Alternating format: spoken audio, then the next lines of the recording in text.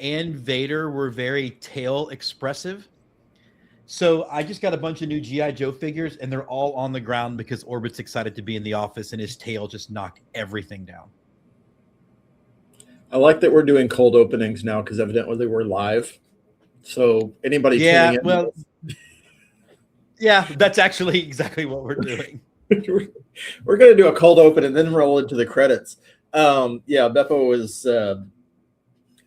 has no respect, and unfortunately, our coffee table is right at the level where his tail can easily clear it off. And I don't know that he does anything on purpose because there's not a lot of brain cells going on connecting. Synapses don't always fire other than food and walk. Right. But yes, anything on the table unsupervised will be on the floor. Yeah, that's the thing. I'm looking at my brand new wetsuit action figure, and I'm like, I don't even know how he reached it, but good for him. All right.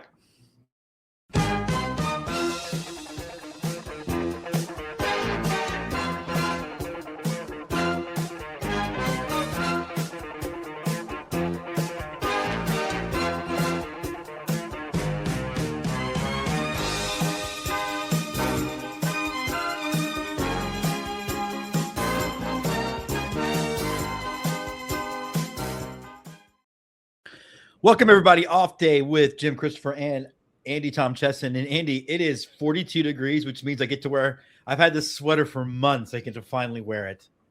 It's a lovely sweater. It is very disappointing, and for those of you who happen to be watching elsewhere around the country, this is what happens in Texas. I love warm weather clothes. I love jackets. I bought this very unnecessary jacket, which my astute co-host might point out might have burnt orange in it. I'm going to go with it not being that. It's kind of a mock varsity leather jacket thing. I love this. I'm going to get to wear it maybe 3 days this year to go along with the other 20 jackets I own. I need to live somewhere where it's colder for longer. My wardrobe demands it. I mean, it's absolutely the case. I feel like in you and I probably own more Astros bullpen jackets than one to have never pitched in a bullpen for sure. And also, it's not that cold in a baseball stadium. I don't understand the need for the jacket. It always used to crack me up, especially when you got the Topps card with a pitcher in his jacket, because that's how he spends 90% of the game. Yeah. Always running the base. Back when pitchers had to run the bases, get his jacket on him. Yeah. Well, let's jump right into that, though, because speaking of cold, okay, so I'll be going to be full disclosure, and I'll do a shout out to Michael Sharon, who we've had on the host, because he was less polite to me than you were about this. When you sent me Alex Bregman's deal, which was 5 years, 175, I said that feels low to me, because in my head that deal was only worth $20 million a year. Because I went to film school, and Michael was like, "What are you talking about? It's $35 million a year." And I go, "What are you talking about? It's 5 for 175." And then that feels like an overpay then, Andy, for a guy that, one, really tapered off last year, but two, that hamstring's going to do great in Chicago in April into early May. Well, first of all, good for Alex Bregman. No shame in getting paid what you can get paid in this market, in this economy.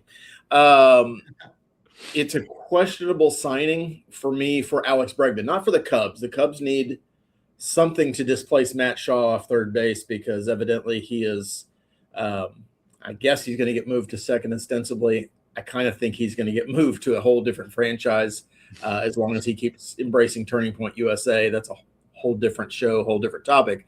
But Alex Bregman is going to win baseball games wherever he is, provided he is healthy. To your point, I don't know how well playing 81 games a year in Wrigley Field contributes to his ongoing health. I don't know that the ballpark plays all that well to his offensive game. He will continue to be a plus defensive player for the next couple of years. I don't know for all 5 of the years on that deal, but I also see him moving to second base probably within 2 seasons.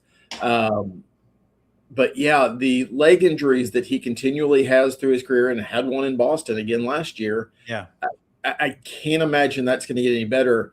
And if you're going to argue with me, well, Boston has weather too. Boston and Chicago are 2 different levels of cold in the world.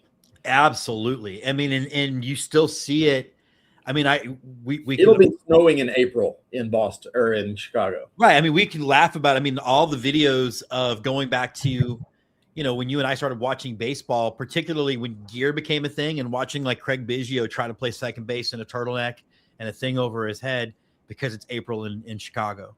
Yeah, well, It's I always want to call those baklavas, and I know that's the dessert, baklavas. they are said different. Oh wow, they are different. I'm learning everything. I'm learning math today. See, I got my sweater on, even though it's only like, I think it's actually 42 degrees outside, right? Hey, Jack. Well, the reason you didn't get any shit from me on the Bregman thing, because A, I didn't care that much, and B, we have an ongoing discussion about your inability to do math and how that has led to certain career choices. So it's not something that I feel harping on does a lot of good for anybody at this point in your life. Oh, that's nice. Like, it's not like at 50 you're going to go, oh, I do math now. Yeah, all of a sudden I'm an engineer. Yeah. Oh boy, that'd be kind of fun. So you're not going to do the bully matter today, Junior? You're not going to do that? Huh? No. Yeah, it does. But it does bring up, to go to the Astros perspective of it. It does seem like the logic that now all of a sudden Paredes getting dealt probably does feel like it's all about chips off the board, and teams looking for a third baseman. He's going to be one of the better ones left. And I still don't see him moving to second base. I just don't think he has that level of athleticism in him. I mean, we're a month out from full squads being in Florida for the Astros. I don't know, because I do understand that Dana Brown and Joe Espada have both said they're going to march with this team going forward, more or less. I still don't see how you get playing time unless you are literally planning for somebody to be hurt, because that seems to be something Dana Brown is alluding to at this point, for Christian Walker, Isaac Paredes, and Jose Altuve in this particular infield. I think at the end of the day, you're going to see Altuve take the bulk of the innings at second base. I don't think that's a great plan, but they've also got outfielders. They have to have a place to play. Isaac has played second base a little bit, but not successfully. The Rays didn't like that, and the Rays like putting people all over the place. Yeah, right. So he's a corner infielder, and there's no shame in that. The problem is we have a very expensive corner infielder at third base in Carlos Correa, who is not getting moved off that position. And we have a slightly less expensive first baseman that I don't know that there's a market to move in Christian Walker. So if you look at the person who's most valuable that could be expendable on this roster, that maybe gets you this mysterious left-handed bat that Dana Brown has been talking about now for, Jesus Christ, almost 4 years. I mean, it's the holy grail. I mean, it's not Jesus Sanchez, I can tell you that. Although still on the roster, still there. Yeah, that's that. Which should tell you all you need to know about his market. It only makes sense that teams like the Red Sox, who thought they were in the Bregman sweepstakes, are now looking, to make a move. I would think the Diamondbacks are in that situation as well. And probably 3 or 4 other teams that Isaac becomes really, really attractive to, especially knowing he's got 2 more years of club control. Yeah. And it just shows you how the presence of Yordan Alvarez in his, he's Italian, right? Because he's Fragile. It just really shows you how old this team got overnight. Really, and truly. And that's really what we're dealing with here is, and again, we'll tell Astros fans that are watching this, is for most teams, this actually should have happened already. Like, it is pretty miraculous that they've kept this run going. And I still think we're firmly in that run. It's still pretty miraculous that it's been kept going this long. But at some point, as the cliche says, time is undefeated. And this team, again, when you have an outfielder that's only 30, I think, but can't play in the field, that makes you older before your time. Yeah, I think the failing is the wrong word, because there are limitations that every player has, and every fan watching and that talks about baseball seems to think baseball or first base is a really, really easy position to play. And I don't necessarily agree with that, but if something could have happened to make the switch flip for Jordan to play first base, this team looks an entire world different, a couple of years ago. The fact is he can't play first base. The Astros have tried to play him there. It didn't work. Jordan himself is not comfortable there, although I'm sure he would give it a try if you put him there. The only position for him, because of his knees, because of his continuing minor nagging injuries, is DH, which limits what you can do with the rest of this roster. You have another problem, and problems in quotes, but you have another problem in Jose Altuve, who is rapidly diminishing defensively, who is still a competent major league bat, August and September notwithstanding of last year, but you have to have a place for him to play too if there's no DH role available. So that puts a substandard infielder basically at second base or in left field. Those are the two options there when Jordan's healthy. It really limits what Dana Brown can do with this roster and what mix and match Joe Espada can do from a standpoint of putting out a team on an everyday basis, especially when you have health concerns. And maybe that's what they literally are counting on, that as at some point Altuve is going to be hurt, so we'll give Isak some innings at second base, or Jordan's going to get hurt, so we'll shuffle some things around, or Christian Walker is going to fall off a cliff and we'll end up cutting him anyway. So that's what we're going to, I don't know, but it seems like we're planning for disaster rather than trying to put guys in the best position to succeed, to put the best team out on the field 162 games. And it's, we're not doing season predictions right now, and I don't know where I am on that because I have real questions about our starting rotation and our bullpen beyond the offense that just became flat and stagnant last year. But they've got to figure this out because it's very confusing to somebody from the outside looking into it right now. Yeah, and it also, if they stick with what they have based on the motivation that you're saying of being – you cannot put up a team out of fear. And I understand, like the Astros, everybody's talked about it. If they have half the injuries they had last year, they probably win the division by 5 games, and who knows what that looks like. But I don't think you can hoard players at certain positions and then not improve your team across the board because you're afraid of injuries. Yeah, if the reason our outfield is going to be somewhat subpar, and there's a lot riding on what Cam Smith can figure out to do. If Zach DeCinzo can be a major league hitter, if Zach Cole, we have too many Zachs, by the way. I don't know what the winning, if there's a metric that tells you if you have too many Zachs or baseball games, yeah. But the Astros might be right there. If Zach Cole can be a competent major league center fielder, what Jake Myers' role is on this team. Is he a fourth outfielder? Is he your starting center fielder? Is he still trade bait? There's a lot of questions there too. If dealing Isak, and I'm not even advocating for it, but if that's your most valuable piece right now, if that could get you an everyday left fielder or an everyday center fielder with a little bit more power, that one of those guys happen to hit from the left side of the plate, I think it would be really unwise for them not to pursue that. Yeah, no, it totally. That, it's not my dollars. And it's also quite possible that Dana Brown's negotiating through the media to a certain degree by saying, no, we're good, because people are going to want to that might drive, if you come off desperate, it drives down the price. So who knows? I don't think they're done, but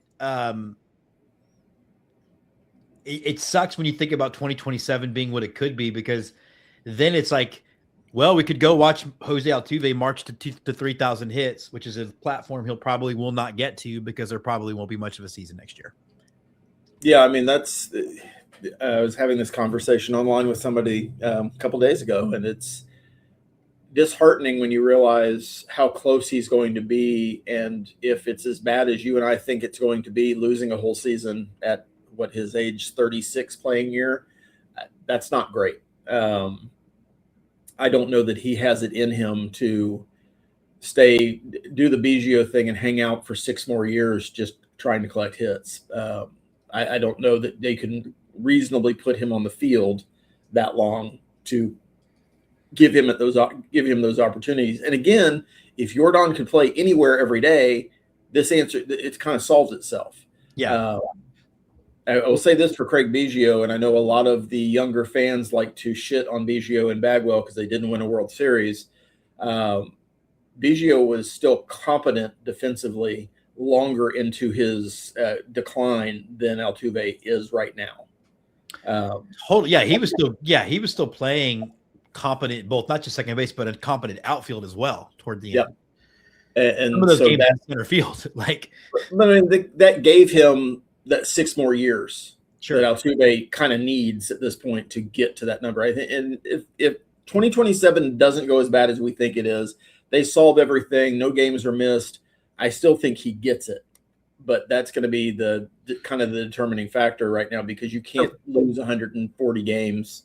So he's at 2,388 hits now, and it's the kind of thing where if Yordan weren't a thing, and you could just camp him out at DH for the rest of, as long as it takes him to get there, you could do that. But that doesn't. It looks like you might have a binary choice when Yordan's contract is up, and I am one that I don't know that you would sign another contract for Yordan. And this could be a long game too for Yordan. He keeps being unhealthy, so we can afford to re-sign him. That may be the thing he's planning with. I mean, I don't know. These nagging injuries keep me affordable for the Houston Astros, which is where my love is. I appreciate him doing that for us. That's it. Well, we do have some breaking college football news. According to the Twitter account at UARMFT, Kalen DeBoer's wife, Nicole DeBoer, has committed to Texas. She has. We want to talk a little transfer portal stuff. You took Alabama's milkshake over the weekend. We did. In fact, that's why the minute that we signed Hollywood Smooth, was his last name Smooth? Something like that? I don't know. And I will be the first person to admit I've never heard of this guy before. Evidently, he had 1,100 yards with North Carolina State this past year. All I know is that I immediately thought of that scene in the locker room in Top Gun. Hollywood said, "Where'd you go?" Hollywood said, "Where'd you go?" I just imagine that's going to happen when Arch runs up the middle for a big touchdown. But great weekend for Texas in the transfer portal.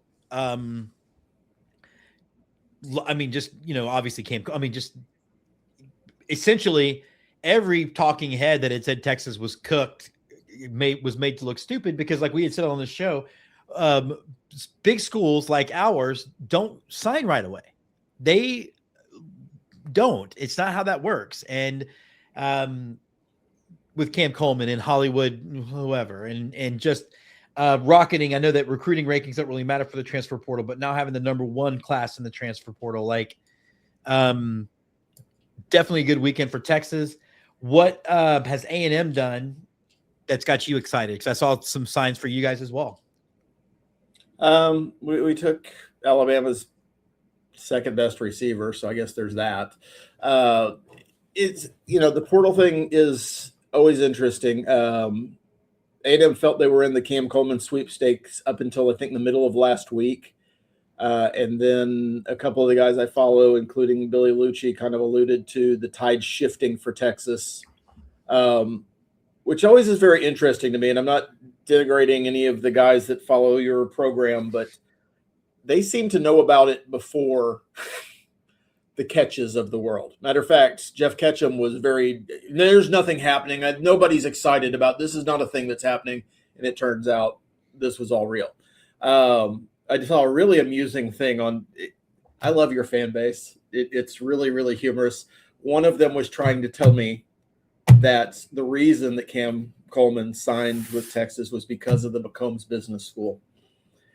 So just for your fan base, to let you know, he can't get into McCombs in the spring semester, and he won't be here after November next year. So he's not going to – he could be underwater basket weaving, and it's not going to matter. He's not getting a degree from the University of Texas. I am sure the academic profile meant a lot to his mother at some point. At this point, it's about the $3.5 to $5.5 million, whatever the actual number was that it took to sign him. That's, at the end of the day, what it took. I think the bigger determinant, because the money was probably equal. I think the money was better coming out of Lubbock. It was probably pretty close to what A&M and Alabama was offering, maybe a little bit more. But what those schools couldn't offer and what Texas can is Arch Manning's pre-NFL season. Yeah. And very clearly, Texas is following a strategy. Sark is following a strategy of going all in by paying for what you need to pay for to fill these holes. I'm going to talk about the portal as a whole in a minute. It's kind of a risky strategy that Sark is taking because part of the way they're doing that is pushing off some of the depth by having the conversations that we've talked about now for several weeks about you're not getting paid what you want to get paid here. If you want to stay, this is what we're paying you now. If you think you can get more somewhere else, good luck. And that's happened. You've lost a lot of guys. And some of that's healthy. Some of that, I know there were at least a couple of guys in there you didn't want to lose. So you sign a linebacker from Pitt, you sign Cam Coleman, you sign a running back from Arizona State and the guy from NC State, and you've got a lot of money invested in those guys and a handful of others. The cost to that was depth. And Sark has been kind of open about that, is like our strategy is going to be to devote our payroll to the top of our roster. So naturally the question comes in my mind, if you start having injuries, what happens then? Because is the depth there? I think at wide receiver, absolutely. You've got a full wide receiver room. Running back, even though you signed 2, is still kind of a question mark at this point. Yeah, we signed 2, but you've got 2 5-stars coming in as freshmen. But, you put you in a position of counting on freshmen, which is kind of a position you were in this past year in some positions. Your offensive line still has maybe a couple holes. All I'm saying is it could all work out if everybody stays healthy, but if you have a couple of key injuries, it gets a little dicey there. So it's a risky move putting all your chips in on this season. I just think that's where college football's heading. I think that you've just described exactly what Indiana did to do what they're doing this year. Is they ditched all their depth 2 years ago and went into the portal. I think that's actually. I think I see a prediction where you're going to start seeing 60 scholarships devoted to freshmen or young players and everything else going to the portal. I really do. I think that unfortunately, because I actually like high school recruiting and I like the concept of signing a guy and seeing what they do for 3 years, I think those days are just over. I don't disagree with you, but when it comes to, and I know Kobe Black eventually came back, but I'll use this as an example. If you push him out to have more money to sign your top wide receiver, then you created somewhat of a depth hole in your defensive backfield. And there are trade-offs that every program is going to be willing to make. I will disagree with you a little bit about Indiana because they could push off all their depth from 2 years ago because their depth from 2 years ago sucked. That wasn't sure. You're pushing off kids that were 4 and 5 stars that ostensibly in a program for a period of time would improve, would develop. It's a philosophy, and we'll see if it works ultimately. I just think when you have a talent like Arch Manning that is only going to be around for 1 year. Agreed. It's a strategy. I'm not saying it's happening by accident, but I'm saying there is some risk involved with it, like any strategy. There is no perfect solution in the way college football is structured right now. A&M's operating a little bit differently because there was some line in the sand that we weren't willing to go above a salary number for one guy because we had more holes that we needed to fill with certain things. The 105 scholarship thing is weird too because, like you mentioned, if we're going towards devoting most of our payroll to 50 kids, but we can have 105, then you've got 65 kids who ostensibly aren't getting anything outside of just the scholarship. And I don't know how much you're actually going to do with that. And we'll talk next spring or next fall about what that means for walk-on programs and things like that, because those all go away. It's a different way of approaching it. It's a newer way of approaching it. Some schools are early adopters. Texas is one of those. I don't think A&M is yet, because we had holes on the offensive line we had to fill. We had defensive backfield holes that we had to fill. I think A&M has done very well in filling the holes that they had. Yes, it's disappointing not to sign Cam Coleman, but we take Tennessee's top cornerback, who happened to be injured this last year with a pec injury. Other than that, he would have been in the draft this year, probably in the first round. We got 4 SEC starting offensive linemen, like I mentioned last week. We've got Colorado's best defensive player. We're in for North Carolina's best defensive tackle. So there's still, there's still 6 days to go in this thing too. Which goes back to your original point. Anybody cheering or booing their teams, even at this point, until we get to the day the portals close and the last day your school is willing to take students in for this semester, you don't know what this class looks like until you're done with it. You've got a great head start now. You've got the 3 of the top 5, but 4 days ago, your fan base was about to set fire to Belmont. Yeah. So just chill out, because it is like high school recruiting condensed in a 2-week period now. So all of the highs and lows of high school recruiting that normally take a year and a half, you're doing in 2 weeks. Well, that's why I don't understand the panic of whenever you're losing guys that had 4 receptions for 100 yards and they're going. It's not like any of the guys that Texas let walk went to programs of any real reputation. That's the thing. The guys that have left have gone to Colorado. It's not like we lost players that. I mean, if you want to look at a school that's down bad, I think Georgia's lost 20 players and has signed 2. And they're getting to the point. Now they are getting to the point. Notre Dame's actually worse. Notre Dame's lost around 20 and has signed exactly 0 players. And so I will say this about Notre Dame. I tire of their excuses, but they do have a limitation, a self-imposed limitation about their academics. So to transfer into their school to play football, even as a junior or senior, your grades have to be at a certain level. Absolutely. And I mean, I honestly admire that about them. I wish. I think they're always going to be losers for the most part in the portal world. Oh, because it's harder to transfer. Yeah. I mean, no, I think that's fair. I'm just saying, to your point, for everybody that was down bad on Texas waiting until the last 3 days to sign everybody. And Texas isn't done. I mean, they're going to rebuild an entire offensive line before it's over with. I mean, I think the downside, or I guess the upside is they'll just rebuild the team again the next year in the portal around whatever they have, as far as if they think Diabell is the quarterback of the future, then they'll rebuild around him. One of the things that I do think is sort of interesting is, I think it came down to Texas over Tech because of Arch Manning versus a transfer guy from Cincinnati, who I think Cincinnati was his second school, like a journeyman quarterback. No, I think of the 4 schools that everybody considered finalists. I know USC pulled out at some point. So I'm talking Tech, Texas, A&M, and Alabama. The differentiator was not money. The differentiator at the end of the day was playing with Arch Manning for that last season. Because of the returning quarterbacks for those. Alabama, Ty Simpson goes to the draft, so you don't know who's really throwing you the ball, other than it's probably me, a really talented freshman. Don't know what you're going to get.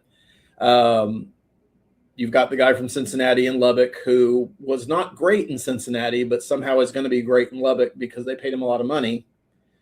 So it came down to, if you're just looking at quarterbacks, Arch Manning or Marcel Reed.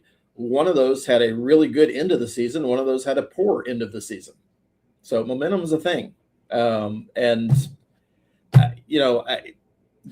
Congratulations on the signing, Cam Coleman. Like we have talked about before, I don't think one guy makes the difference in winning a national championship or not winning a national championship. He's a great ad. You will like watching him.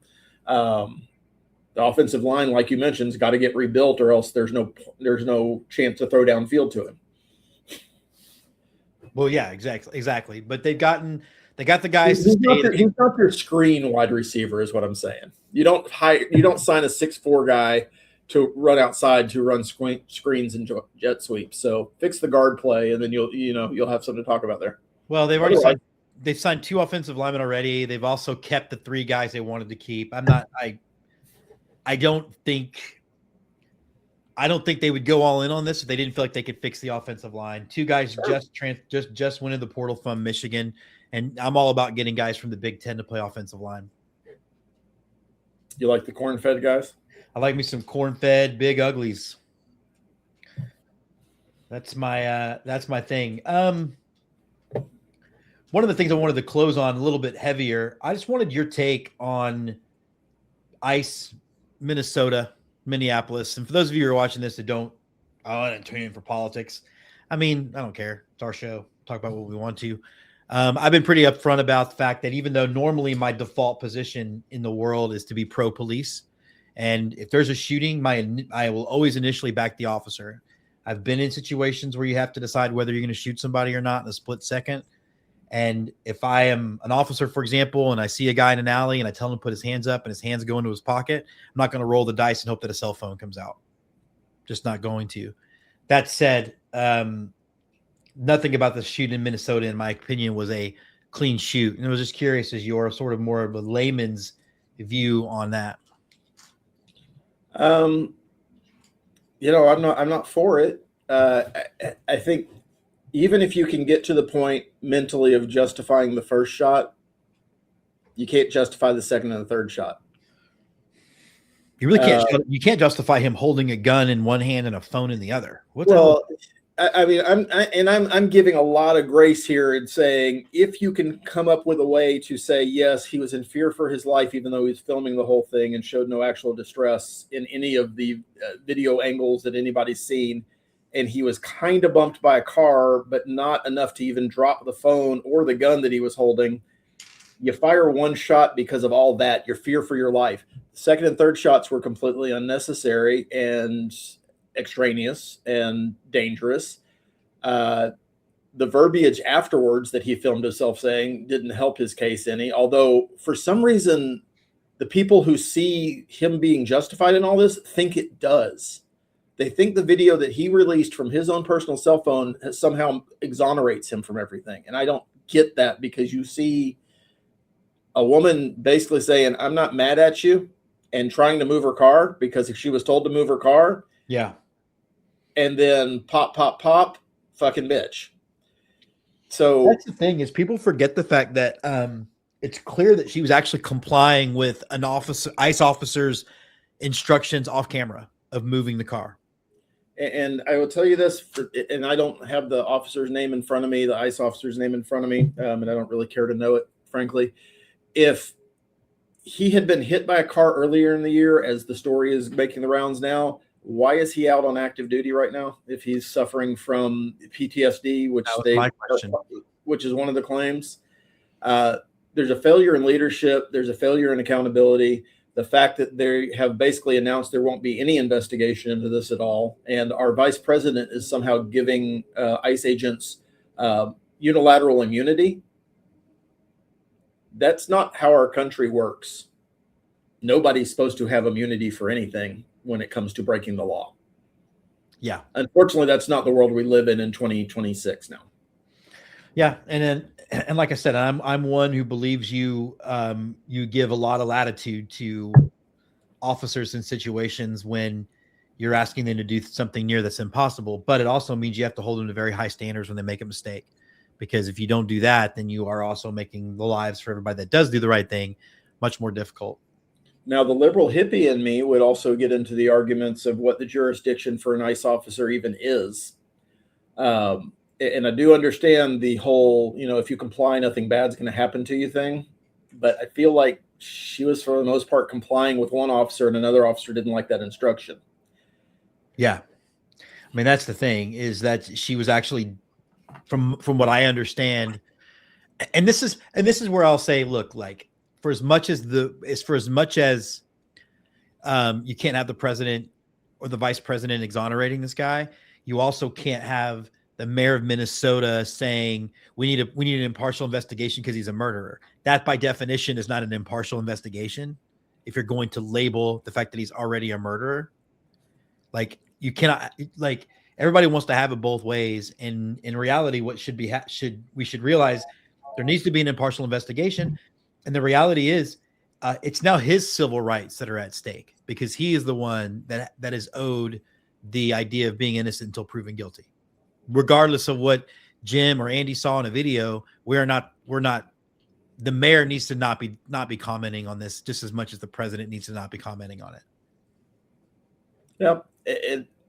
It's a mess, but I think it's a symptom of a broken situation.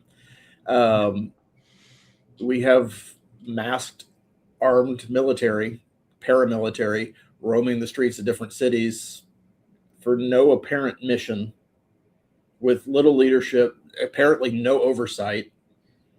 We have a person in charge of that department who seems to want to cosplay as a cowgirl now. But sometimes she cosplays as an astronaut. I mean, literally, I saw a thing on Seth Meyers where it's like 30 different outfits in the last couple months that she shows up to press conferences. She's actually putting camouflage on her lectern when she talks. Why can't we see the lectern? Because the lectern is on a mission, man. It's an important mission. And I think a lot of what you're seeing is as the inability or the lack of willingness to give any benefit of the doubt to an ICE officer involved in this situation is that it's being run by such a clown show that anything they do is a result of the clown show. And unfortunately, this is a very deadly result. There's been less deadly, but just as harmful results because of the lack of leadership, because of the lack of defined mission, because of any kind of accountability and authority. Well, like you said, we're not supposed to be unleashing masked, unidentified law enforcement on the population. And for all of the my conservative friends who believe in states' rights and states' autonomy, then why are you pro sending a federal law enforcement in to do what could be done by a state? Yeah, I have noticed that the militia Second Amendment folks have been oddly quiet about this whole thing. Because isn't the reason that you need to keep a well-armed militia is for government this sort of thing? That is the intent. Okay. Yes. Just checking. It's been a minute since I took a civics class. That is the intent. Well, this is not a civics class. This is a sports show, and we're going to be wrapping it up for today. We'll be back on Friday to talk a lot more about hopefully some more portal news, more baseball news as we get so much closer to. I know pitchers and catchers are still a minute off, but I mean, we're in the same month where college baseball is going to start. That's exciting. I mean, I guess I'll say go Texans tonight. They're the only joy I'm going to get. I hope the Texans win.